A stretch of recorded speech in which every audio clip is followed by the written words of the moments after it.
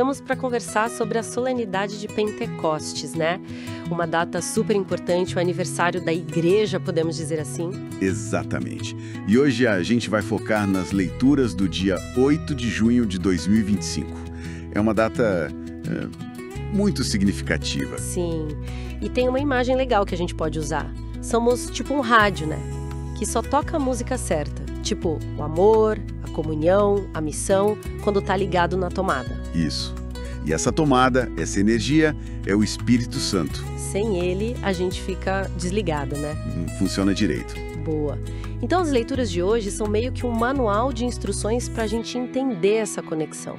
Vamos começar com a primeira? Lá de Gênesis, a Torre de Babel. Vamos lá. Gênesis 11. É aquela história, né? Todo mundo falando a mesma língua, aí decidem construir uma cidade e uma torre gigante. Para ficar formosos, como diz o texto. Mas o problema não era a torre em si, era mais a intenção por trás. Pois é. O ponto-chave ali é o orgulho, sabe? A autossuficiência. Queriam fazer um nome para si mesmos, chegar ao céu pelas próprias forças, meio que sem precisar de Deus, entende? Entendi.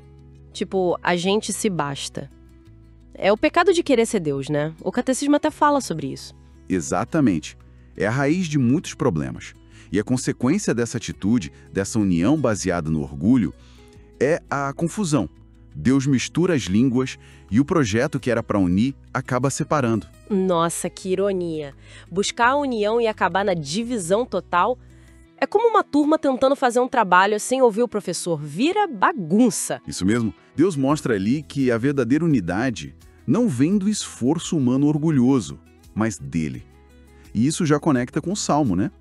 O Salmo 103. Ah, sim. O Salmo responsorial. Ele tem aquele refrão forte. Enviai o vosso Espírito, Senhor, e da terra toda face renovai. Parece um contraste direto com Babel. Total. Enquanto Babel é a confusão gerada pelo homem, o Salmo é um louvor ao Espírito de Deus que traz ordem, vida e renovação para a criação. É a força que está lá desde o comecinho, em Gênesis 1. Faz sentido.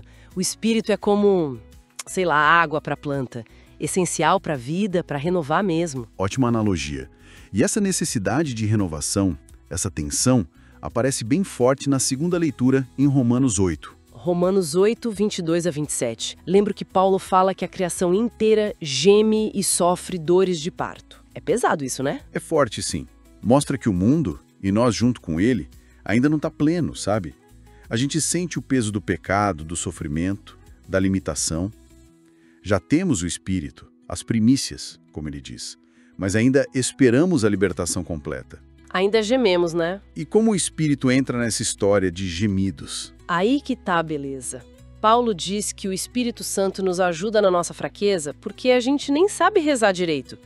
Mas ele mesmo intercede por nós com gemidos inefáveis. Puxa, quer dizer que mesmo quando a gente não tem palavras, quando a dor é grande demais para expressar, o Espírito está lá, levando isso para Deus? Exatamente. É um consolo imenso. Ele entende a nossa dor mais profunda, mesmo sem palavras. Como alguém que cuida de um doente e sabe o que ele precisa. A ideia do Espírito como dom, como ajuda, fica ainda mais clara no Evangelho, com Jesus. Com certeza. João 7. Jesus está lá na festa dos tabernáculos, uma festa super importante, e ele clama, quase grita: se alguém tem sede, venha a mim e beba. Quem crê em mim, do seu interior jorrarão rios de água viva. Essa promessa é uau! Pois é. E o próprio João explica logo depois. Jesus estava falando do Espírito Santo, que aqueles que acreditassem nele iriam receber. Esses rios de água viva são o Espírito, então não é só uma ajudinha, é uma fonte jorrando dentro da gente, uma transformação total. Isso. É o Espírito que sacia aquela sede profunda que todo mundo tem, sabe? Sede de Deus, de amor, de sentido.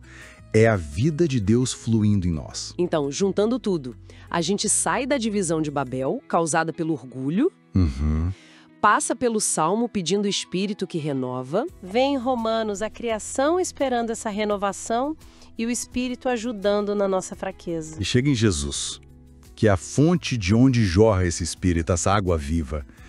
Que legal essa trilha, né? Muito legal. Fica claro o contraste. Babel, a confusão das línguas pelo orgulho. Pentecostes, que o Evangelho anuncia, É o Espírito unindo na compreensão, no amor. O Espírito reverte Babel. Essa é a grande mensagem de Pentecostes. A verdadeira unidade, a transformação do coração, a força para a missão, tudo isso vem do Espírito Santo, não das nossas torres. E isso leva a gente a pensar, né? Será que eu tô dando espaço para o Espírito agir na minha vida? Ou tô tentando construir minhas próprias torres? É uma boa pergunta. A gente pede ajuda ao Espírito na hora de rezar, quando tá difícil. A gente tem sido instrumento de união ou, sem querer, de divisão por aí? Reflexões importantes. E talvez uma coisa prática seja aquela oração simples. Vinde Espírito Santo. Pedir mesmo, todo dia. Simples e poderosa. Lembrar que Deus não nos deixou órfãos, né? Ele mandou o Consolador, o advogado. E fica a pergunta final para a gente levar. Como é que esses rios de água viva podem, na prática, transformar as nossas sedes?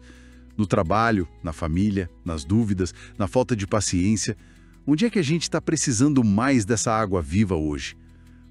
Fica aí para a gente pensar e principalmente para a gente pedir.